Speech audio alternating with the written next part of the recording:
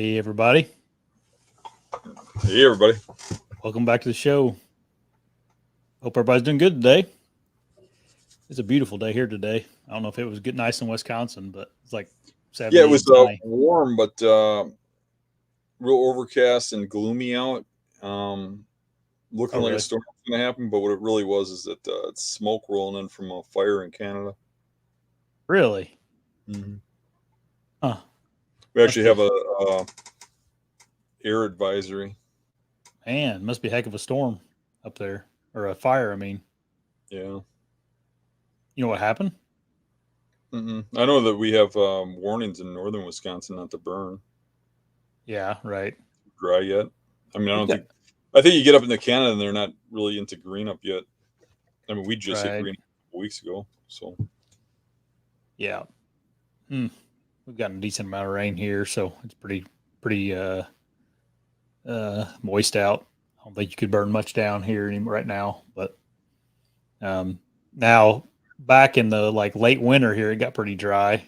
My neighbor actually uh, burnt about I don't know 40 acres of the field across the road from my house this winter.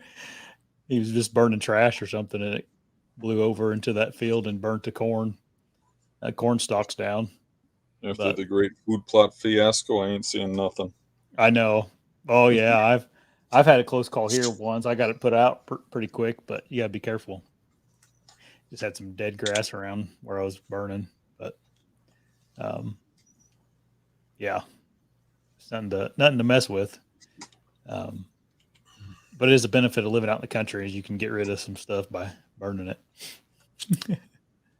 What you been up to? Just working my life away. But Yeah. I think Ricky was turkey hunting this morning. He's got Wednesday to Wednesday again, right? Yep. So he was having a hard time. He had just some jakes come in, and the same three jakes. He was over by Dave's farm. He ran some extreme mutter competition. Yep. So Tough now Mudder. he's got broken ribs and sprained ankles and sprained brain and everything else, and having a hard time. So I said, just go sit in the tent again.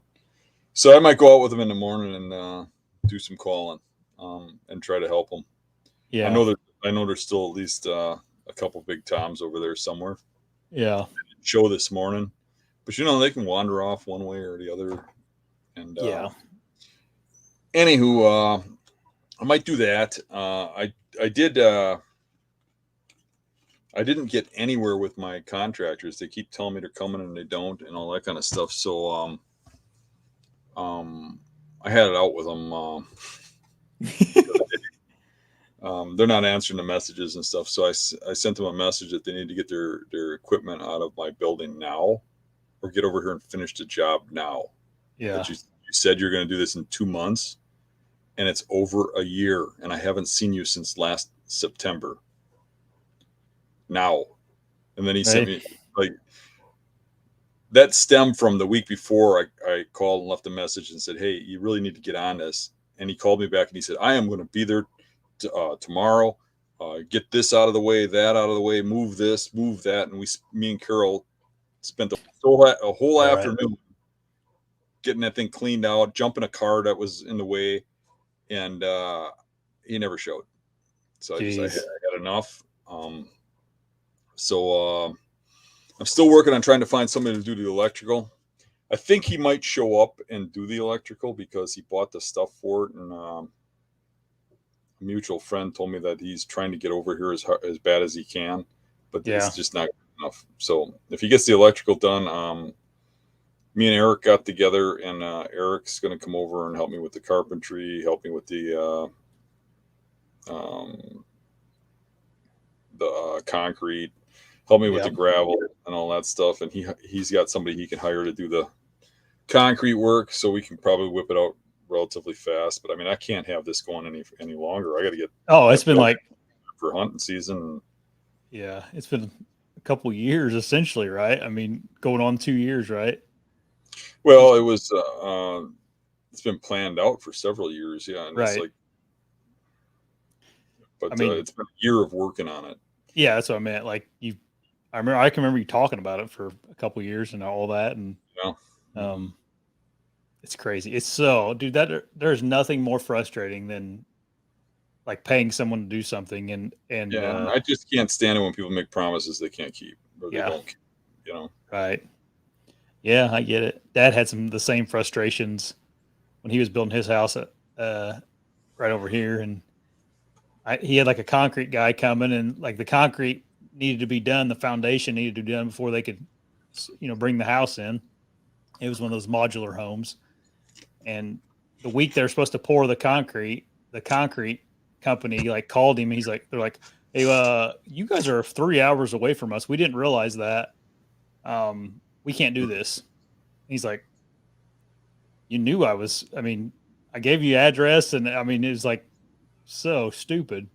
And Yeah. they canceled on him. Then he's fumbled around trying to find someone to do the concrete, and it's almost impossible to have someone do something on a week's notice. And then if that doesn't happen, the house is delayed, and then that's who knows if you delay that how long that'll take. But he got it figured out somehow. But um, yeah, well, maybe you guys will get her done then. Yeah. Uh, oh well. Then next week you got a tag, right? Starting Wednesday next week. Is there Yeah. going to be any birds left in that tent for you? I don't know. That's getting pretty shot up over there. Mhm. I like to see Ricky have some fun. I got a bird, so I'm not too Yeah, worried about it. I had my Dave. fun. If I get another Yeah, one, it's just a bonus. yeah, yeah. Dave, I guess hunted there, but he didn't kill one there, did he? Yeah, Yeah, correct. right. For a second there, I thought Oh, you were talking about Dave Dockstader. Of course, he killed some there, but sure. Yeah, no. Dave hunted Greenhorn there. Dave. He shot a real big one. He thinks is a trash bag. Maybe it Yep. was, and didn't recover it. And Yeah. Rick shot one there last week, as Mm-hmm. everybody saw the video. Mm-hmm. Saw the video where he dressed up like a girl Yep. and drank blood. And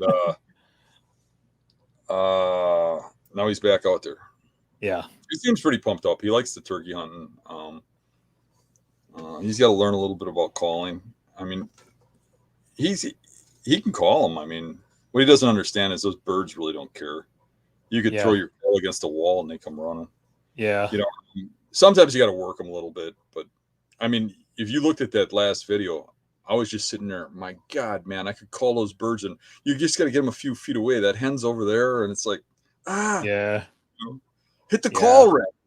He's afraid to. Yeah. Sometimes you got to, and part of that is, I told him really lay low on the call, like once every 20 minutes. But there's times when you do have to, hit them. So Right. That's all like honestly just trial and error. Like I still am guessing most of the time whenever I'm calling, I'm really good at making sounds, but I'm just not good at knowing when to make, sounds, I guess, or which you, sound to you, make. you know, And if you get into their travel pattern yeah. and you're where they move through every day, and they fly down, they come in there, and you're on private land in a tent. If you Yeah. hit the call once or twice and put the call down, eventually they're coming over to check it out. Yeah. They do their slow thing. They do their, try to get you to go to them or whatever, but they'll eventually come over. It's not really that much skill based as it is just waiting, you know. Yeah. Yep. Um, and that's where I lack. I lack in patience. I want to go chase them. I Yeah. enjoy it. You Same. know, Yeah. I'm pretty impatient. I can be like, it's weird. Like deer hunting, I'm pretty patient. Like, I guess it's right? because you put a lot of effort into It's like a game. yeah. But turkey hunting, like I know there's an option where I could go and chase one, so it's a little harder to sit there. Um, my buddy Ben that comes down every year and hunts with me, he's been coming I think 5 years now, and we never get one when he's down here. He killed one Sunday for the closing of the very last day. He killed one Sunday morning up by his house, so Hmm. he was pretty pumped. I woke up Sunday morning at like 6 a.m. and I was just fumbling around the house, and all of a sudden I get a text from him, which is kind of weird to get a text from someone that early. And I'm like, he's like, got one. It was like right after legal light. It's like my streak is over. He's went 5 years without killing a turkey, so Mhm. he was pumped. I was pumped for him too. I wish he'd got one down here with me, but I was glad he got one at least. Did you see that video I posted on my profile? The guy that got the turkey, set it down, and ran off. Yes, that was crazy. We should have did that as a news story. That Oh is man, nuts. yeah. You could hear him like shoot a couple times after it goes out of frame. I don't know if you noticed Yeah, that. yeah. He runs off. It sounded like he ended up getting it anyways. Well, hopefully he did shoot Yeah, at it. right. But he shoots it on film, then goes and gets it, The carries it camera's over to running. the camera, Yeah. sets it down in front of the camera, and the thing jumps back up to life, takes off running. When he grabs his gun, he runs out of the screen. You hear him shoot a couple times. Boom, boom. Yeah, that was a funny video. I was cracking up at that. I couldn't imagine that happening. Yeah. I know. I've heard of people. I had my cousin's buddy. I'm friends with him too, but his dad shot one, which I know this story's getting pretty long here. You know, my cousin's buddy's dad, but he shot one and it got up in the bed of the truck. They drug it all the way back on a deer drive and put it in the bed of a truck, and the thing woke up and it was alive still. A deer? Yeah, a big old buck. Mm-hmm. If it was unconscious, obviously it was, but I mean, they ended up killing it. But I bet I wasn't there, but I bet it was a rodeo for a minute there. Yeah. I don't think it wasn't doing very good, but still wasn't dead. As long as they're not dead, they can do some amazing things. Want to talk about a couple news stories that we got going on? Sure. What you got? Well, this first one, Dan just kind of informed me of. Let me share my screen here for everybody. This is just pretty much, this gentleman here, where are they from, Dan? Arkansas, right? Birmingham. Vermont, it looks like. Oh, I'm sorry. Yeah. Bennington, Vermont. And he has Alzheimer's and they can't find him. He's an outdoorsman. And they seen him leave his house, on the 15th? Mm-hmm. Today's the 18th. He doesn't drive or can't drive. He can only walk. And he's never been seen since he walked away. Yep. So he's got everybody down there searching for him. Yep. We thought we'd just throw it up here in case, I don't know, someone from that area is watching. They can keep an eye out. But this could happen so easily. My grandpa had Alzheimer's, and in the summertime in college, I'd stay with my grandma and my grandpa to help take care of him. And I mean, they just randomly just get up and walk out the door and, just be walking around the backyard or something. So, anyway, hopefully they find him. Maybe they already have. It's been a day or so, but that's not a good sign for someone in that condition to be gone that long. Yeah. Do you have any of that kind of gene in your family, Dan, with Alzheimer's or dementia or anything? No. Yep. I do. Kind of scary, but yeah. My grandpa had it, and I think my great grandpa had it. Back then, I don't think they really knew what was going on, but it sounds like just from behavioral wise, he probably had it. And then, obviously, my grandpa also. There was a time when, about 7-8 years ago, I was reading this deer hunting article. Mm-hmm. And the guy who wrote just some incredible stuff that I'd never heard before. And I thought, wow, this guy is spot on. And I had to see who wrote it, and it was me. So maybe that Alzheimer's stuff does run in my family a little. I hear you. How much of a shocker that was. It was like, holy crap.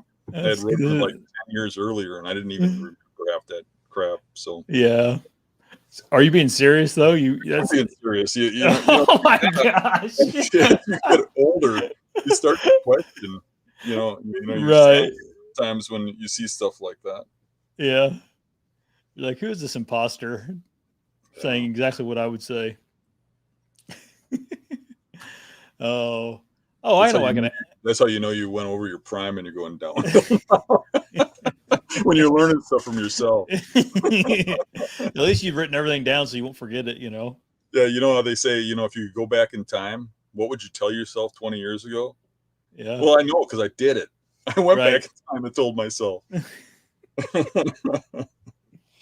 I couldn't tell if that was one of your jokes or if that was something you That actually was did. serious. That That's was a funny. shocker. That was a shocker. Oh my gosh. All right, let's talk about our second one here. Um, let's see here. So this has been going around the internet a little bit. Um, this particular article is from bowhunting.com, but uh, Arkansas, of course, CWDs is pretty prevalent in Arkansas right now, and they're talking about letting night hunting be legal in Arkansas and CWD areas. And essentially their thinking is that they know that night hunting is easy, so why not make it allowed for CWD testing and reducing the population and all that stuff, because it's easier. And then the purpose of the article, Brody Swisher wrote it here. He kind of said they kind of are two faced in the at the state there, because they talk like it's in the name of CWD, but then they're talking about how all these new technologies in night hunting, whether it be thermal imaging and all that stuff, makes it for a more exciting and um, you know just brings hype to deer hunting, essentially, Yeah, because the, it's gov- the brought governor. yeah, because it's brought hype to like hog hunting and coyote hunting and all that stuff. They think it's going to do the same thing for deer hunting, which is Yeah, and the it's like, governor's brother probably has an investment in thermal imaging. well, it's like I thought we were just doing this for CBD, not to create hype for um, Right. deer hunting in Yeah, some kind of there's manner. a few big things about that. I mean, number one, I don't think sportsmen will ever go along with that. Allow it. I mean, Yeah, your average guy, I mean, is going to be turned off by that. yeah. I believe. I believe. I mean, if we polled the people reading this, I think Oh you'd be hard yeah, to find 5% that agree. yeah, Um, the other thing that I would say is when they try to sell this stuff as like a temporary thing to cure a problem, yeah. you open up a can of worms, you can't close it. You can't Right. undo stuff. It's it's like making a youth season for deer. You can't undo that. Now we have a youth season forever. Yeah, You know, you can't change things back. You got to really consider what's going to happen if you change something, because you ain't going to get it back. yeah, yeah. You'll have night hunting from then on. Um, who are we talking to? What country is that has New Zealand, or New Zealand. Yeah. but they have a whitetail population. They actually got deer from, I think, Wisconsin back in the 1960s, I think, Mm-hmm. and they have night hunting. Mm-hmm. And actually, the people that we know, me and you, they're bow hunters and they like the sportsmanship of bow hunting. But they said that people can night hunt with rifles with Yeah. spotlights at the same time you're bow hunting. It's not like you get a bow tag or you get a gun tag. You get a tag. Yeah. You just go out and hunt. And you can either use a high power rifle and a spotlight and a pile of corn, or you can try and bow hunt like these guys over scrapes and trails and bedding areas. And Right. uh, it really just takes the sporting out of it. I mean, look at how jealous people get and angry they get about crossbows. Oh Because yeah. they got an advantage. Think about if people had the advantage of a high power rifle, spotlight, and corn piles.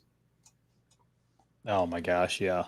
I can't imagine like the amount of pressure that it's going to put on deer too. I mean, you're going to be hunted all day because of the normal average hunter. Then all of a sudden you're going to have this group of night hunters coming in pushing them around at night. Now it's like, gosh. That's what makes deer hunting in the north so hard is the wolves. They hunt them all Yeah. night, hunt them all Right. night, all day. Those deer get to be paranoid. Yep. Yeah. That can't be good for them. Getting that much pressure on pretty much 24 hours a day, and then that pressure is not making them any healthier to combat CWD either. It's like, geez. Yeah, Um, the trouble is, most hunters are like, conservative, and mhm. conservative type people just like to be left alone and mind their own business. Yeah, And they'll look at something like that and they'll say, "No, that don't sound right. I hope they don't do that." But they won't go do something about it. You know what I yeah, mean? yeah, So if nobody stands up and says something down there, and nobody stands up to these people, the minority will win, which is yeah. what happens in this whole country with everything. You Right. get 5% of the people making the rest of us dance. Yeah, it was a man. I was either watching something or listening to something. I must have been listening to something. I cannot remember what it was. It was a podcast, and it like sparked my interest. But it was a guy from Iowa. Oh, it was one of the Exodus podcast, and it's a guy from Iowa, and he like is a he's a farmer, a deer hunter, and a farmer, but he's also gotten really good at organizing like um, hunters to go and fight legislation that don't favor the hunting community, you know. Mhm. And he did a really good segment on how to properly go about doing that, and it'd be cool to have him on to talk about that just for a short little bit. How to like, you know, form a group, get enough people to make a dent in something, and then go and take it to the state or whatever. Like he was a big part of all that stuff that was going on in Iowa with the crossbow and Mhm. um, all the stuff that got proposed this winter in Iowa got shut down, and he was a big part of helping get that all um, swept under the rug, you know, or whatever you want to call it, taken off the There is table. a procedure for it. Not everybody knows that. Yeah, yeah, and I don't think it's as complicated. Like it's not overly complicated. It's just got to know Wisconsin how is to do pretty it. simple, but nobody does it. I mean, they have Yeah. spring meetings where you have an opportunity to speak up. Hmm. You go to your legislators, and your legislators can force the DNR to do certain things. Um, but you go to your spring meetings, my county, 5 or 10 people will be there for the whole county. Really.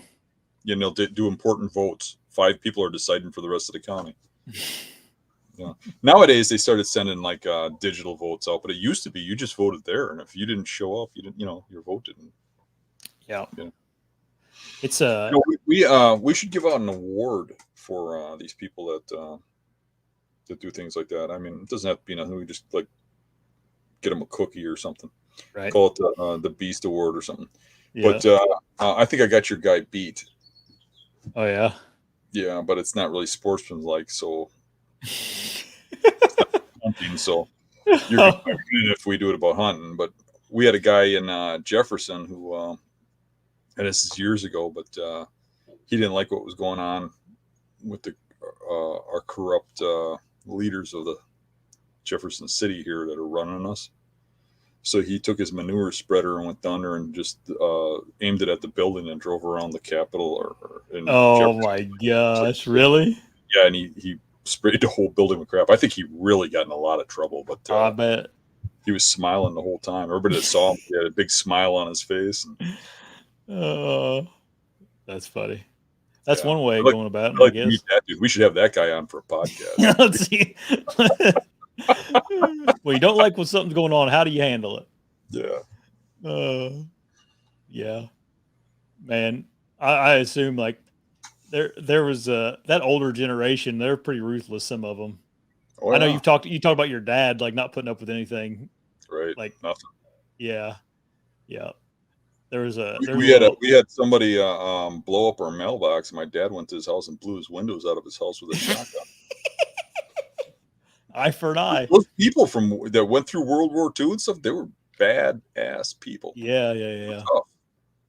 yeah. Yep. He Oh, literally, we had somebody would come up and blow up our mailbox, and he'd put up another mailbox, and they'd blow that one up. Back when I was a kid, people could get hold of M80s, and M80s aren't what they call M80s nowadays. They're actually a quarter stick of dynamite, yeah. and they would blow up your mailbox. I mean, to the point where the pole was even toothpicks. They're, and he would try getting, making it out of solid steel, quarter-inch stick or whatever, to still blow it up. I mean, it's a quarter stick of dynamite. Sure. And he had a notebook by his table. He had a chair he sat at all the time when he was home, and he had a notebook there, and he was plotting the times, like trying to figure out exactly when they're most likely to show, the times and dates and stuff when they came, what day it was. And he figured out it was usually like Friday night or Saturday morning early during the night. Yeah. And he took his car and he hid it in the bushes down at the end of the driveway. And when they came to blow up the mailbox, he opened up on their car with a shotgun, chased them home, shot the windows out of their house. And he came home, and my buddy was over, my buddy James, and he told us to leave. And you could tell he was upset about something, and we left, but we didn't really leave. We just hid in the cornfield because the house was surrounded by cornfield, and we watched. And the car come flying up the driveway, and it was the other family. And it turned out it was some kid that one of my brothers went to school with. And they started piling out of the car. And my older brother climbed out of a window upstairs with a rifle and got prone on the rifle, aiming at him. My dad walked out with a handgun in his hand and 2 beers. And he walked up to the old man, and he goes, and he's like flinging the gun around going, you guys, you just sit in that car there, and me and your dad are going to have a little conversation in the house. And we went and had a beer together, and the guy left, and we never had a problem again. Yeah. Things aren't settled like that now. See, my dad couldn't live in today's society. Yeah. They throw a guy like that in prison. Right. Oh, yeah. That's funny. I was saying, and don't take that wrong. I mean, he's the nicest guy in the world. Yeah, right. He'd help anybody. Yeah. Just don't hurt them or go after his family, Right, right. I was sitting at a little restaurant in Freetown, Indiana called Sergeant Rick's, and there's always like some the guy, Sergeant Rick, is who owns it, and there's always like a bunch of just World War II veterans, or not World War II, but Vietnam veterans in there, and just sitting around eating and talking, and like you hear, like overhear some of the conversations they talk about, like, ooh, yep. Yeah, they went through tough times. Yeah. Go ahead. Right. Good. No, just one of them was talking about, some his neighbor's dogs coming on his property and, chewing something up, and some of the things he was getting ready to do that dog. I'm like, oh man, be careful, man. Yeah. Oh, but yeah, they grew up way, way different than you come out of World War II, which is what my dad did. He went in there at 17. When he just turned 17, he went to fight in World War II, and he signed up for it, and they wouldn't take him. He had to lie about his age. He failed the vision test. He had to cheat to get in because he wanted to defend his country. I mean, where everybody nowadays is trying to stay out of it, and he survived watching everybody around him die. I mean, there was probably greater than 50% of the people he went there with died. Yeah. And he watched them die around him, and he had to try and help save those people and stuff. And those people came back so hardened and stuff, they can't even talk about it. They couldn't even tell a story about what happened there. And then they come back, and the whole country goes broke, and nobody's got any money. You can barely get by. You have to decide whether to eat or pay your rent. And they had to struggle for everything they had, and they just didn't take disrespect. They didn't take anybody doing anything to them. That whole generation was like that. Yeah. I mean, it sounds so extreme, but they were hard people. Yep. They're hard people, and they could get by with almost nothing too. I mean, just, which that came from the, what happened in the Great Depression or whatever. I always think like, some people, you watch the news or something about whatever the next financial crisis is going to be, and we go through it, and it's just like, what's going on here? You have no idea what's really happening, because it's like nobody's freaking starving, or nobody is not in the United States. It's like, I don't know. People just like lost sight of what the definition of struggle is. Yeah, I don't know who said it, but they said hard times make hard people. Hard people make good times. Good times make weak people. Yeah. We're definitely weak people now. We have people that whine about everything, don't respect anybody. Yep. Which generation is which, you think, right now? A lot of people say, like my sister is 18, A lot of people Yeah. say that generation is more independent, and I don't know, like they may be the generation that's going to turn things around. I don't know. That's just articles and stuff you read. I don't know. I think about the 90s, it started getting real easy. Yeah. Oh yeah. Yeah. Before then, and most people struggled. Yeah. It has to start swinging the other way, though, I guess, right? Mm-hmm. Well, you even look at, I mean, just look at corporations, businesses. Even back in those days, you'd have a corporation that would do really well. And when you look into who ran it, it'd be a guy like you or me who built it from the ground up. Yeah. Who came from hard times and built it, that company himself. And when you look at a bad company, it'd be something where the old man died and the kid took over, and the kid was born after the company was great. Never knew what hard times were. Just turns it into junk. I'm living that now. The company I'm in. The original owner, he was the greatest guy in the world. That company was rocking. He died, and his son took over, and it's gone downhill. It's just a bunch of green-haired freaks walking around now and running the place. Probably light. I don't know. It's interesting to talk about. There's a book called The Fourth Turning, and the book's essentially like there's like these 4-year stretches that everything kind of flips on its head every 4 year or every fourth turning. I think a section is like 40 or so years. So, but it's like World War II, the Great Depression was the bad part, and then it started getting good again. And now, I guess right now in this time frame, we're kind of it's going to flip over on its head again. So, in the day, like the generation my dad came from, wars corrected things. So wars were bad, but wars got many people involved. It wasn't like some people just ran controls and stuff. They were actually physically fighting. And when they did that, your country would shut down because the factories couldn't run it. So women would have to go to work. They'd have copper shortages and stuff for the bullets and stuff. And it would get all the factories up and rocking. And when the war would end, you'd have great times again.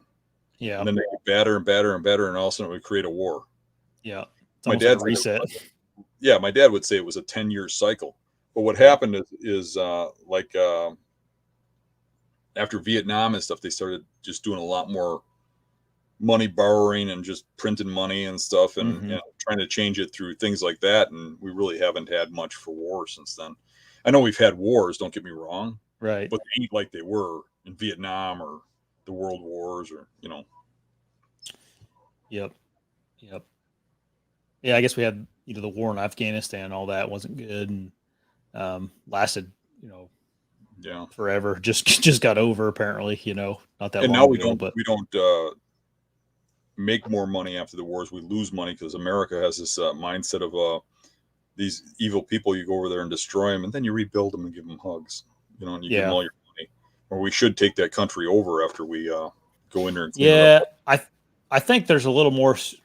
I think there's supposed to be a little more strategic thinking of that. I think that they're supposed to pay that stuff back, so they're supposed to be like in debt to us for that. Yeah, but right. I don't know if that how that actually works. What are we going to do if they don't pay it back? Right. No, I don't know, but it's all above my pay grade. Let's talk about deer hunting. Something we can talk about a little bit. I posted on the Hunting Beast forum just some suggestions. I asked people if they had any suggestions for topics for the show, and Chuck B, he's in the 500 Club, Dan. He asked if we could talk about hunting, friends and family, the good, the bad, and the ugly, the pros of hunting adventures with friends and the cons and that kind of thing. I thought, well, that's something we never have talked about. That is an interesting topic. Yeah. Yep. He said also like having hunting buddies around your house versus just taking someone hunting on a road trip. And anyway, what are your thoughts on having hunting buddies? Well, it's kind of a double-edged sword. I mean, I see some people that hunting is about buddies, even big buck hunting. I mean, they want to kill big bucks, but it's about the companionship and the camaraderie and kind of fun competition. Even like when me Yep. and you go hunting, I mean, you can't. There's kind of like a fun competition, you know. You know what I'm Sure. saying? Yeah. Oh yeah. Like joking around, I'll always tell you, I hope you get a giant buck that scores 170 as long as mine is 171. You know? Right. Right. but it's joking around, you know, and having fun and the Yeah. camaraderie of it. But when it comes down to killing, if it's really about killing big bucks, alone is the best for me. Yeah. A lot of people need somebody to bounce ideas off. They need somebody to be like, no, you're thinking wrong. Here's where you got to go, you know, and straighten them out. And they might even know the answers, but they need somebody to tell them. You know, everybody's got a different kind of level where they're at and how they feel about things. And for some people, hunting is their life, and I'm kind of like that. You know, it's my life revolves around hunting. So if I don't include people in it, I'm just a hermit that lives in the woods. You know, so there's got to be a give and take for me. You know, like I have hunting buddies, but for me, hunting buddies are like if me and you go hunting. I mean, at camp we have dinner together. We talk about the hunt and stuff, but then we go out hunting. You know what I mean? Right. We might even bounce an area off. Maybe if you go over here and I go over here, but for the most part, I'm worrying about me. You know, Right. if I really want to succeed. That's why I kind of struggle with the events because I really want everybody to succeed, and I'm helping everybody, and it takes away from my hunt. Yep. But that's really those road trips and stuff. That's really a fun thing to learn things and to help make good video to teach people and help. Where when I'm hunting by myself, like back home, I'm focused. I'm killing something. I really don't want baggage with me. It's got to be, if I'm hunting with somebody, it's got to be like-minded. He's got to have good work ethic, and he can't be a Debbie Downer. Yeah. Because I've got a mission. I've got a goal. I'm not here to hold your hand or pat you on the back. I want somebody that's thinking the same way as I am. You know, go out, we're going out there to get the job done, or I go out alone. And I have no problem hunting alone. I like hunting alone. I think when I go out and I hit the woods, you know, some of these places I go, I might go back a mile and a half, go through some nasty stuff. And if I'm seeing something going on, I might want to stay a little after dark, let it leave, get down and sneak out. I might want to do something like that. I don't want to have somebody like calling 911 because they're worried about me, or you know what I mean? Or I'm worried about getting out to meet them in time, or worried about what's going on with them. I don't even want nothing on my mind except for my mission and what I got to complete. And I think that's the difference between hunters and killers. A killer has to be in that mindset all the time. Yeah, you know, when I'm in the stand, I'm constantly focused on what's going on around me, and I'm thinking about my next move. Yeah, I'm thinking about, okay, if this doesn't work, where do I go to tomorrow? Okay, I heard something over here. I see. How do I got to get this buck? What's my next move? I don't want to be thinking about, I got to meet this guy at the restaurant at this time, and I'm going to be running late, or I just want that clean slate. So it's a catch-22. I mean, some guys you can hunt with that are just the same mindset, and if I don't show on time, they know I'm fine. Yeah, you know what I mean? Maybe if I don't show in 3 days, they'll come looking for me, you know, but that's the way I want it. Yeah. I'm a big fan of having like a handful of hunting buddies, and that's it. Like if it gets more than, a handful, it's like, it's just, I don't know. It's like maybe a little bit of a selfish portion of it too, is like, I only have so many areas to hunt, and,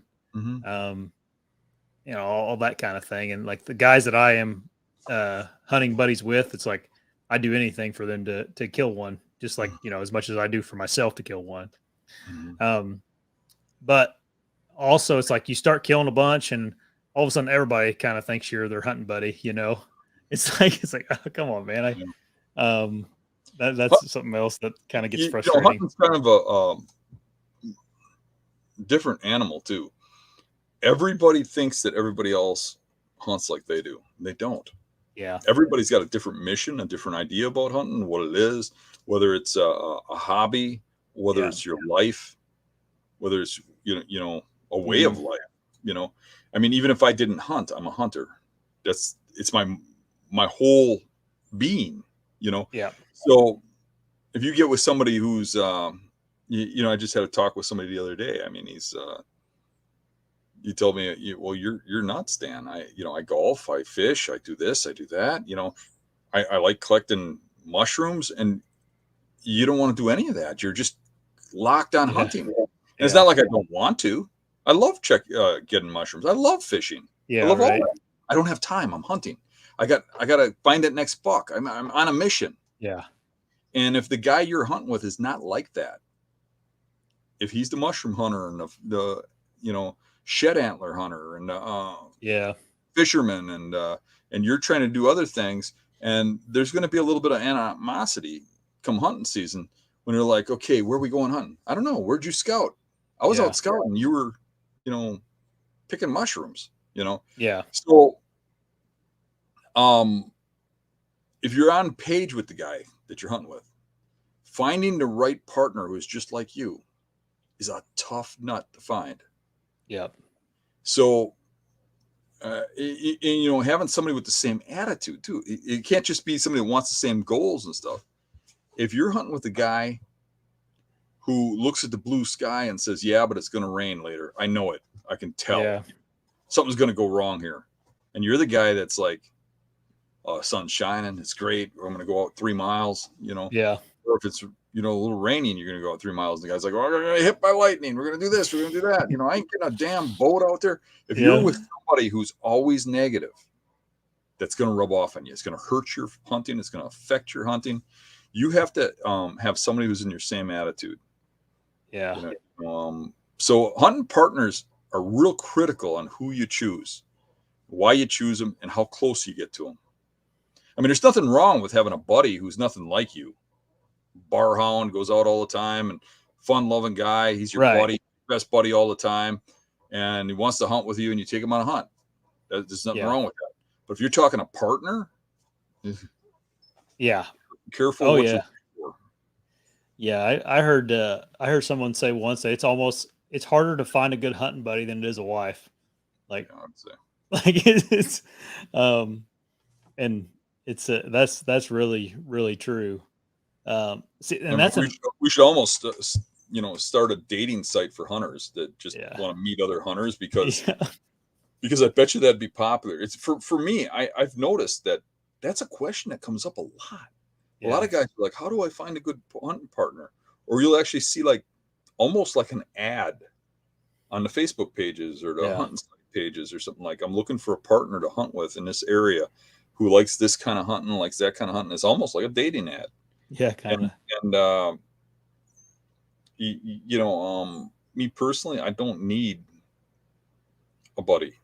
Yep. I mean, I don't mind going hunting with somebody and figuring some things out, or spending a weekend or a week with them or something if they're in a good area and I think they're like-minded. But I mean, I always dread that when people offer me hunts and stuff, and they'll be like, hey, come down and hunt with me. I'm in all these big bucks, and I follow you, I do all this stuff, and I'm envisioning when they're saying that being trapped in a cabin someplace in the Northwoods with some weird freak. Yeah.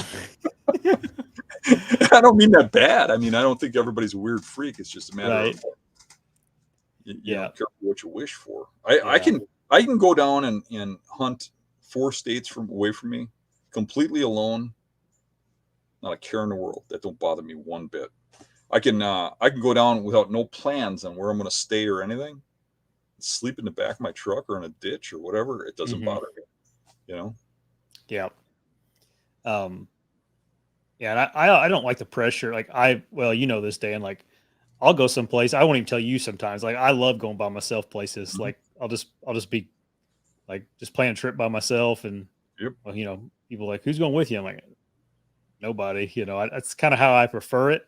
But like, I also don't like the stress because of who or what I've done in like the experience I have going out of state now.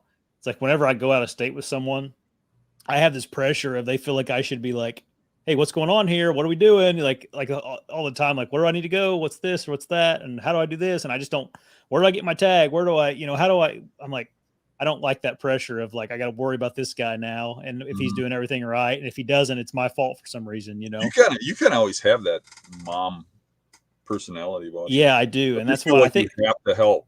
Yeah. Like you can't say, dude, figure it out. You got a phone there? Figure it out. Yeah, I know. Yeah, and if anybody's listening to this and hunts with me, I'm not talking about you because if you hunt with me, that's No, he's talking about that I, other guy.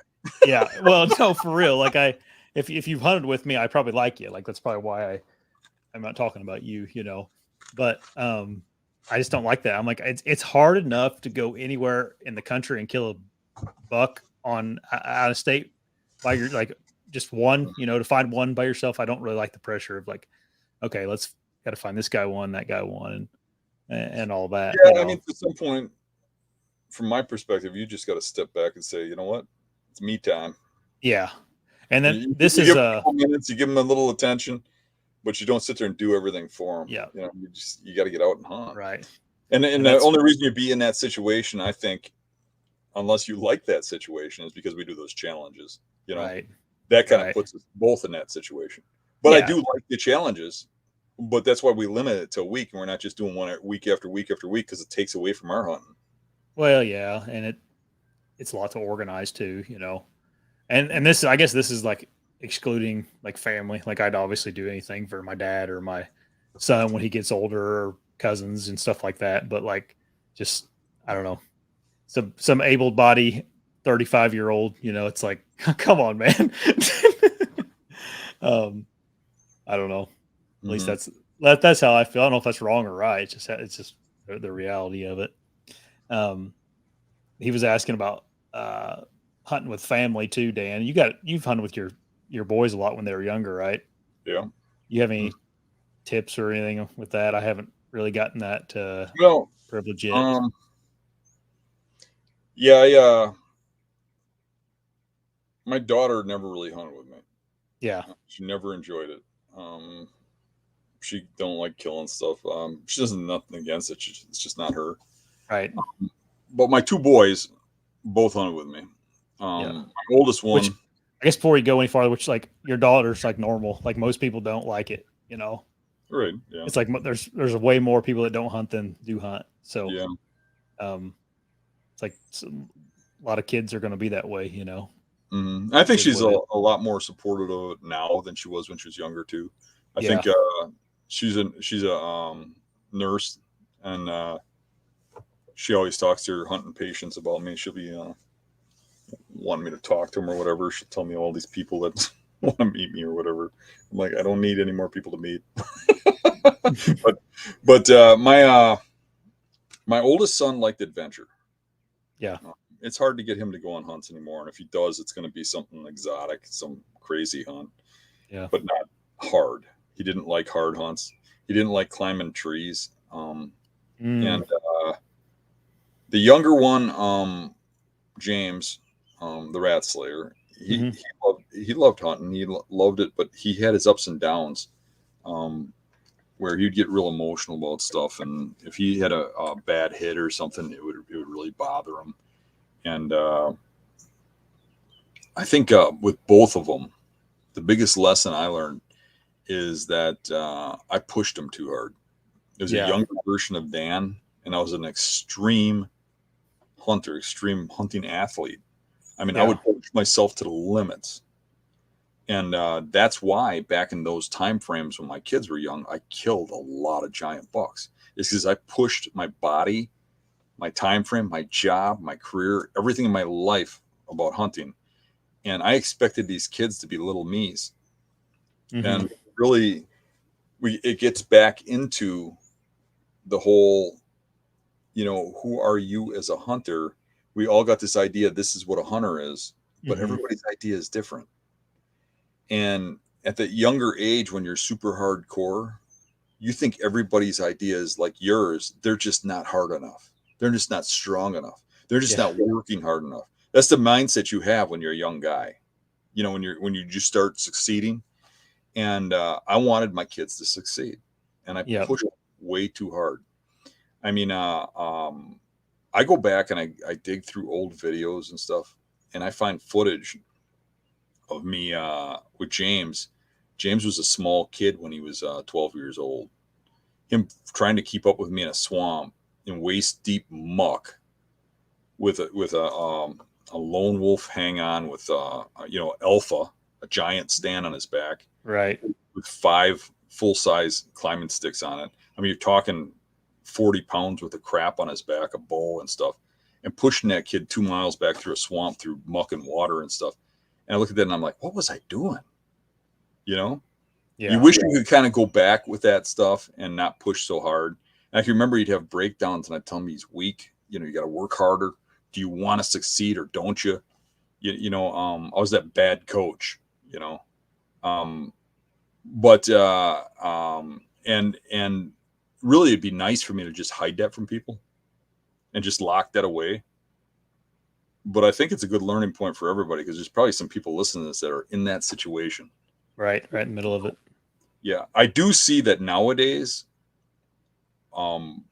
people are more compassionate for their kids and stuff than they were in my generation.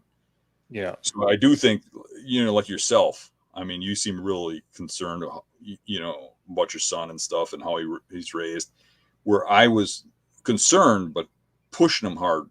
Because remember now, it comes through generations. My father pushed me hard. Yeah. That's what made me. You know what I'm saying? So I do see James wanting to come back into hunting, wanting to do things. I actually, he came over and he talked to me about wanting to get back into hunting and do a lot more. When he got married and stuff, he got away from it a little bit. Yeah. And he's got some issues in his life and money problems and everything else. So he came to me and said he was over here visiting. And he said, I'd really love to get back into this. And I was kind of hee-hawing around about it, but I ended up, Dave had a really nice Hoyt bow that I'm never going to use, but it's a great bow. And he had all the setup and stuff. And I was really a little worried about it, but I gave it to him. Yeah. The whole setup just a couple of weeks ago. Hopefully that brings him back into hunting. I think Dave would have wanted him to have it. Yeah. So I don't know. I'm just going to sit there and stare at it is what I'm going to do, Right. So. Yeah. Well, he came to the workshops and stuff too this year. Slater did. So yep, I was really happy to have him there. Yeah. So he's getting more interested. Yep. No, I think everybody appreciates you talking about that kind of stuff, Dan. You've always been good about that, like not sugarcoating things. I think that's why people like you, whether it be deer hunting or life or whatever, That's kind of what makes us different, I think. That I'm just open about things, because if you look at other videos and stuff and other people, they never make a mistake. When you watch their videos, there's never a problem. There's never turmoil or anything. Yeah. I call bull crap on that. Oh yeah. They're just not showing it. Yeah. Yeah, exactly. Yeah. It makes it pretty unrelatable, Yeah. Well, the thing is, if people watch that and that's all they see, this is my standpoint. If that's all they see, they think that's the way the world is and that they're the failure. Yeah. When everybody has fails, everybody has struggles, and everybody has to work to get to gain success. It's not easy. That's why we show the failed hunts. That's why we show the extremeness of it. Yep. How young do you think is too young to start a kid, Dan? I think it depends on the kid. Yeah. I think you gotta have a relationship with your child and know what they want, what they don't want.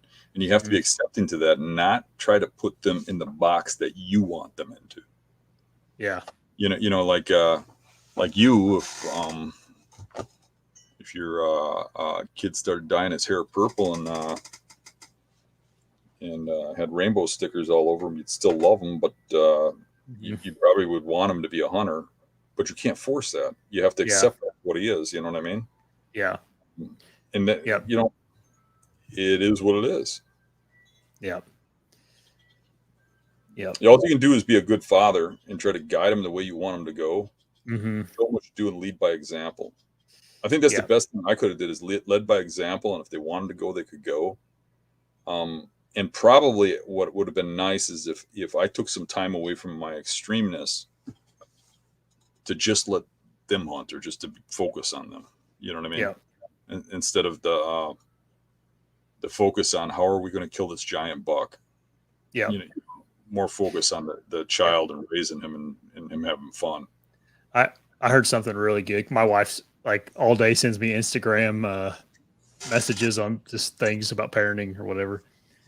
She's a good parent. Like that's what she like consumes herself with is being a good mom, which I think that's like a woman Yeah, versus a man thing, But anyway, she sent me something the other day. It was really good. It was like I can't remember who said it. It was like Jordan Peterson or one of those psychologists, but they said something along the lines of um, like your child, their DNA is already set and they're going to be who they're going to be. Your job as a parent is to make sure that they, optimize their, potential as much as they can for whatever it is that they're supposed to be or do. It's not Mm-hmm. you're not really going to change who they are per se. You're just kind of giving them guidance to be the best person they can be.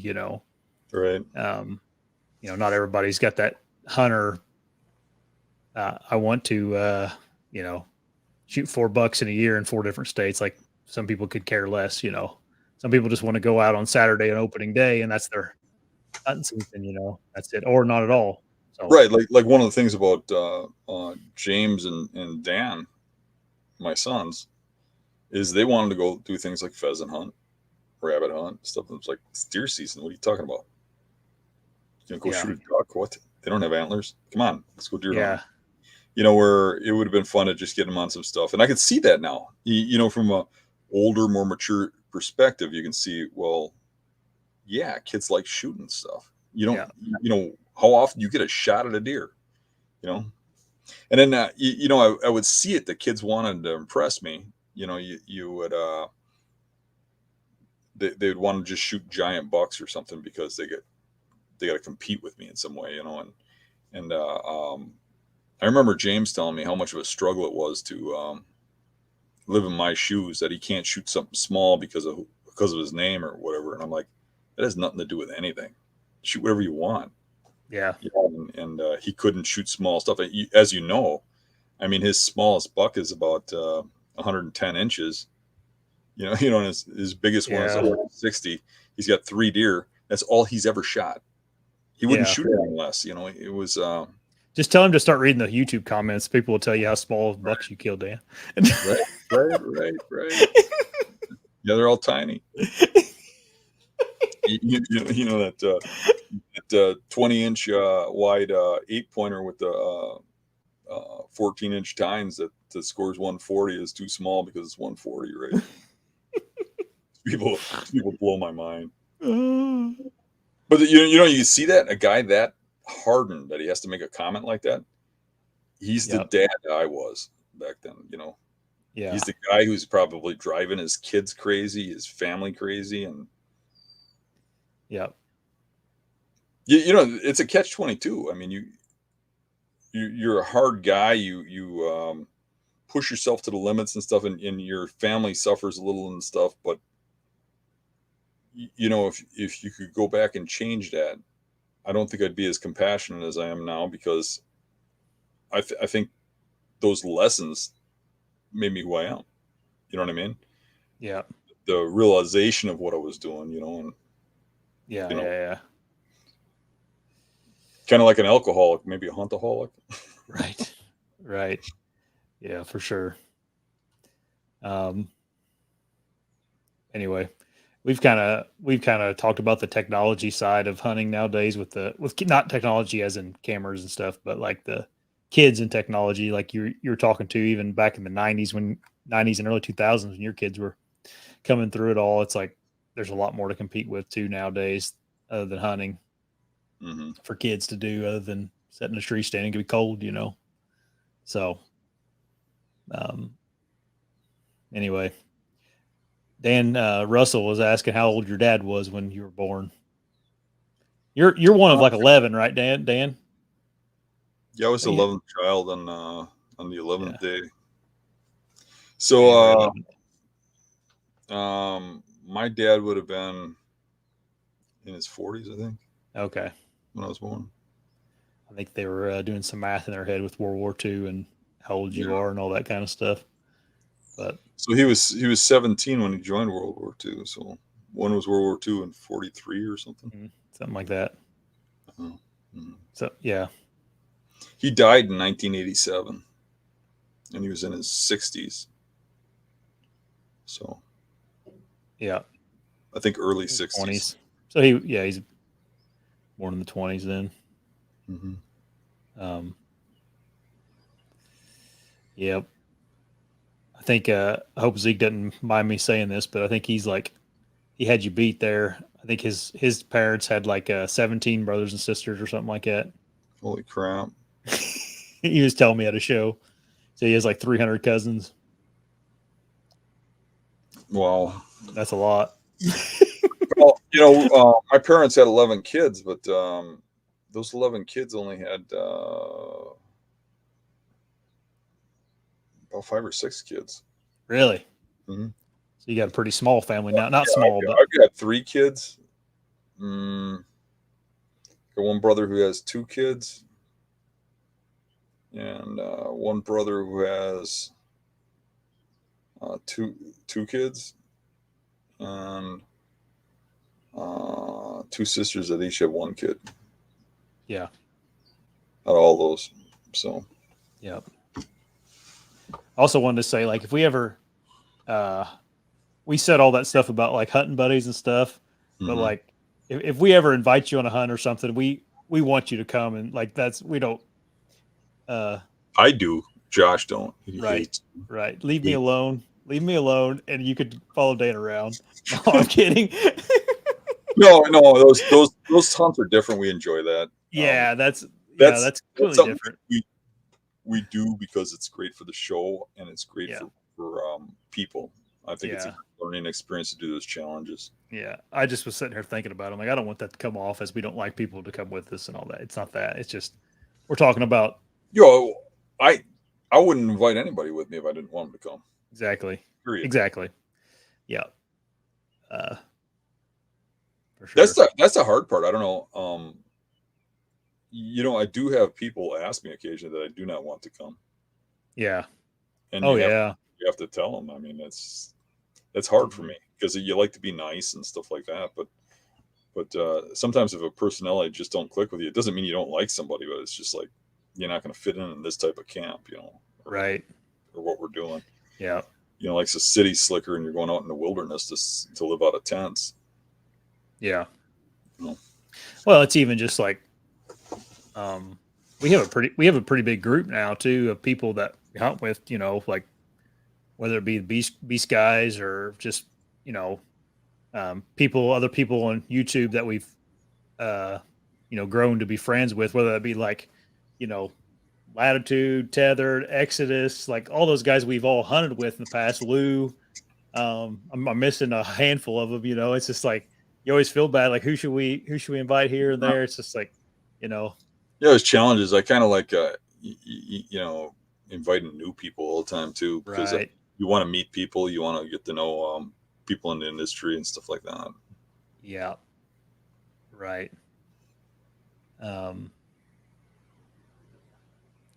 Let's see here. Want to do some questions now? We've been on it for an hour. We'll do a few questions. Yeah. Mm-hmm. All right. Do all you want. Matt, he says, how many trips a year do we plan on hunting? I think he was asking the chat in general, but I thought that'd be an interesting topic for us to cover too. How many trips are you going to go on this year? This year? I don't know. We've been spreading ourselves thin the last couple of years. Yeah. But this year, I plan on putting a heavy presence on Wisconsin right off the bat. Yeah. I'm not taking a bear tag, so I might do something real early before Wisconsin. I do, as soon as October comes, I want to try and do a bunch of hunting in Iowa. Because I'm fairly certain I'm going to draw an Iowa tag. And I'm pretty much planning on concentrating on Iowa and Wisconsin, until late season or until I start filling tags, and then I'll decide where I want to go. If I shoot one in Iowa, I shoot one in Wisconsin, I'll probably start floating around. And then it'll be a little more fun. You take some weight off your shoulders, and then you go out there and you go have some fun hunts and go challenge yourself in some crazy place. Yep. I don't How know. many hunts did we do last year? I think we ended up in Michigan twice. You didn't go on one of them. I went to Michigan once, but we went to Michigan twice. We were, one was in UP, one lower Michigan. We were, was Fort McCoy last year or the year before? That was the year before. That was the year before. We were in western Wisconsin this year, remember? Yeah, I think I was in Indiana last year. Yeah, you came down here for a short bit there. Yeah, and where else? Is that it? I think so. You went to the UP in Michigan, but you said that twice. So okay, I was everywhere last year. I can't do that this year. Not quite that much. But you're going to be a new father, right? Yeah. Last year I went to Nebraska, then for opener I went to Wisconsin, and then we had Indiana opener in October 1st, and then we went to Michigan the second weekend of October, and then I went back to Wisconsin, and then I went to Ohio, and then I went to Illinois. So 7. And trips. You were pretty successful last year, though. Yeah, I killed on 5 of the 7, I guess. Oh, we did that Western Wisconsin hunt last year. That's where I was thinking at extra place. The Western Wisconsin, we did, which isn't out of state for you, really. But Western Wisconsin. Yep.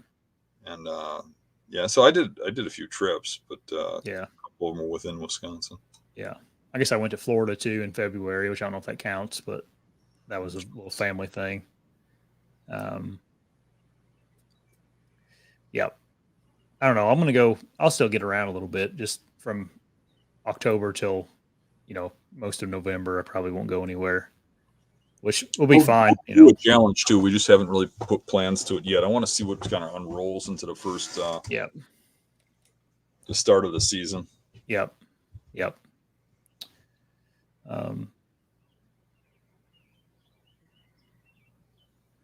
Okay.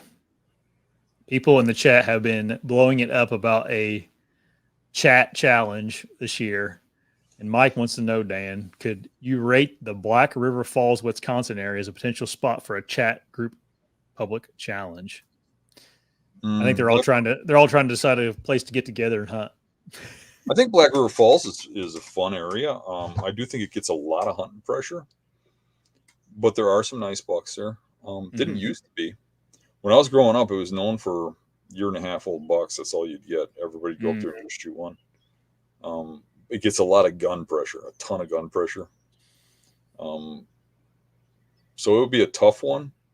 But I can say that when I was up there bear hunting, the last time I hunted right in Black River Falls for bears, I picked up a real nice 4-point shed on one of my baits when I checked it in the spring, because I'll go and check those baits year round. And I also got that particular buck on the trail camera several times that was over that bear bait. And there were a couple other bear baits that I had 140-ish class bucks on. And then the bear bait buck was real close to there too. It wasn't in Black River Falls, but it was real close. It was in Clark County. I was running the baits from Black River Falls into Clark County and back and forth. But I don't think that's a bad area. I think a guy could go up there, have a challenge, and there's good potential. Somebody could get a good buck. I think I wouldn't go to the core center of it. I'd start looking around at the fringes, the smaller properties, the edges, maybe the edges of tribal property and stuff like that, and city limit edges, and try to get where big bucks go and escape the gun pressure, because there's a lot of gun pressure up there, but there are some big bucks, and it's got good genetics. Yep. All right. Chester Jordan asks, this is a good one because me and Dan talked about this a little bit this week. He said, do you guys hang your bows up for the summer, or are you practicing consistently? I just got my new bows out, and I was shooting them both, but I'm getting a little bit of wobble in my arrows, and I think the strings might have stretched or something, so I got to get them to shop or find somebody to help me tune them. Yep. Very impatient with working on bows. Need help with that. You mentioned though this year you're going to try to shoot every day until season. Yeah, I got to get them shooting first. Well, yeah, I know, but I They're mean, once you shooting. get them, I just got a little bit of wobble in the arrows. I think the strings might have stretched a little bit. yeah, yep, yeah. It's too bad that I'm not close or someone isn't close to help you out with that kind of stuff, so you don't have to take it somewhere. Because I know you said you struggle finding a good bow shop around. But it is a lot to tuning a bow is not real complicated, but it's just a lot to learn at first. Once you get into it, it's like, oh yeah, that all makes sense. But I took Maddie's apart and put it back together this week, getting it all ready for her. She had to change the limbs on it. Came with 70-pound limbs, and she needs 40-pound limbs. But I haven't even set mine up. I keep telling myself I'm gonna do it tonight, and then we always have something else going on, or other things. My mom bought a playhouse for my son, a swing set, so I got to help my dad put that up sometime. We've been kind of procrastinating that. I think me and him both have been. It's kind of a lot. No, I made an elevated area out of the back of the building. Oh heck yeah! Downhill, yeah. And I was planning on putting targets out to 10, 20, 30, and 40 yards. Yep. And, just gotta get the damn building done. I know. I know. Oh, that's funny.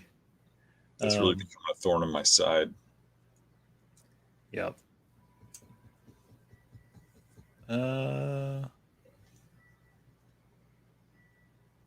Let's see here.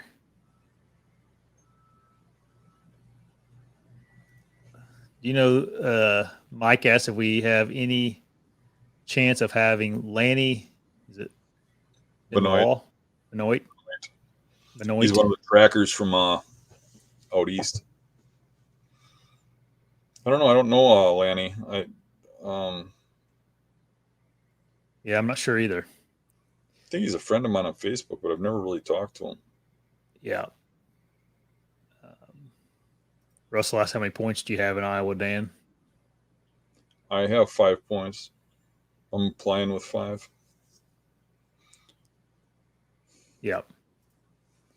Matt asked, how is the little one on the way going to affect my hunting? It is what it is. It's going to affect it as much as it will. I mean, that'll be the priority this year. And I honestly have, I may go down to Tennessee in August, and then September I'm going to Nebraska with my dad and Gary.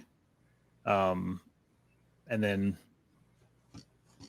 probably Wisconsin opening week there. So I'll already have probably 3 or 4 hunts in before that.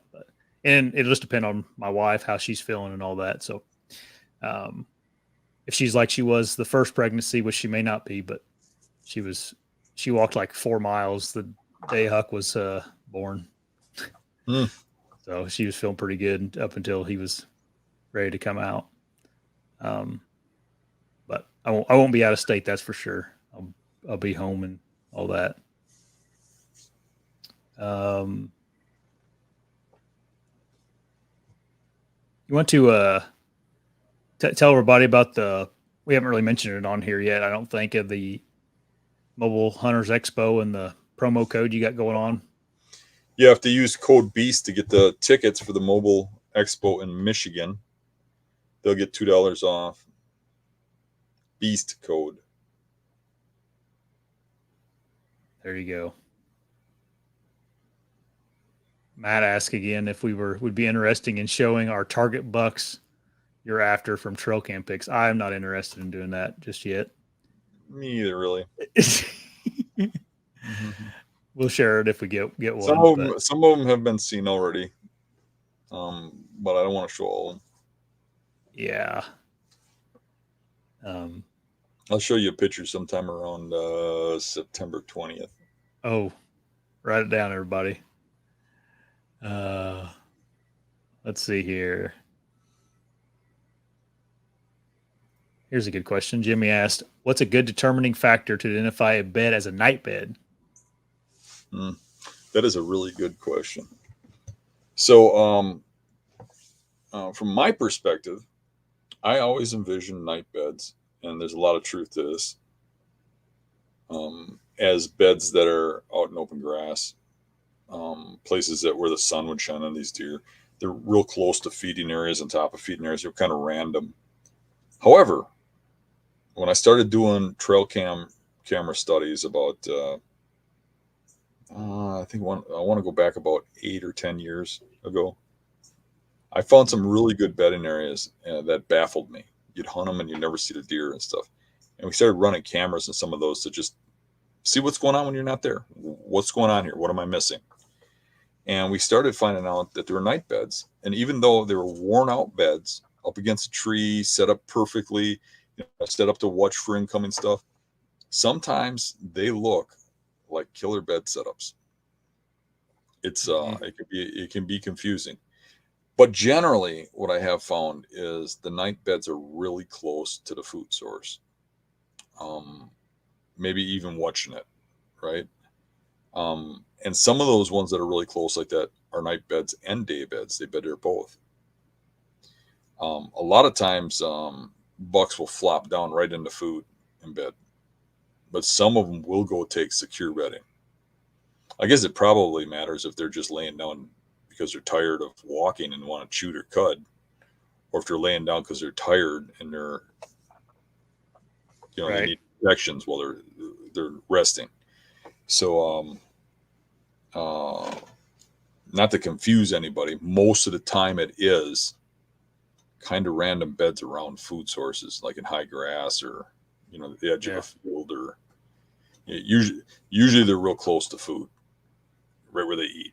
So what a night bed is I mean, they go to a food source, they rapidly eat, they fill their first stomach chamber up or whatever, and they have to lay down, and they regurgitate that, cough it up, re-chew it, and get it finer, swallowed again to I believe the next chamber in their stomach, and they have to do that by laying down. So it's usually right next to food, and it's usually a brief bed that they just lay there for a short time period, so they don't really get worn in or anything.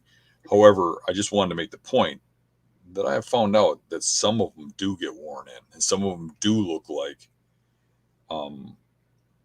really good bedding areas, contrary to what you might think. Yep. What I haven't found is like night beds in the middle of a swamp way back, a mile from food, or on an island, or you know what I'm saying? That's not to say they don't night bed on islands, like if they're eating acorns on there, but then they're day bedding there too, All right. Dustin asks, is there a website or app we use to see what the wind direction was for the pigs that are a few weeks to a couple months old? So like historical. Yeah, I don't know the website, but I just Google that stuff. Mm-hmm. When I want to look and I got trail cameras up, pictures up, I just Google historical wind data, and the stuff comes right up. So I'm sure you'll find something.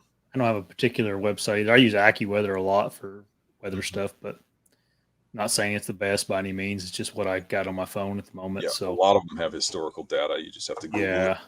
Yep. All right. Veteran outdoorsman asks, have you ever been so close to a bed you watched a deer stand up in it? I have a spot I think I can do that without getting seen or heard, but it just seems too close. Yeah, I've done that on several occasions. Yeah, me too. There's a lot of times when you do that and you spook the deer out of there. Yep. I also have spots where I can walk along a ridge on the edge of a marsh, and with binoculars, I can see the beds where the big bucks bed from 100 yards away without the deer ever knowing I'm there. And I can check and see if the deer are there. And there's one particular area where I can do that, 100 yards from the truck, and I hunt all over the place in there. So anytime I hunt that area, I check and see if there's a big buck in those beds before I go out, because I just walk right past it anyways. I'll actually tie a little ribbon tape right above the bed so I can identify where it is quickly and go to that tape and go down. Because once it gets green and cattails and stuff, it's kind of hard to see which bush is which or whatever. But yeah.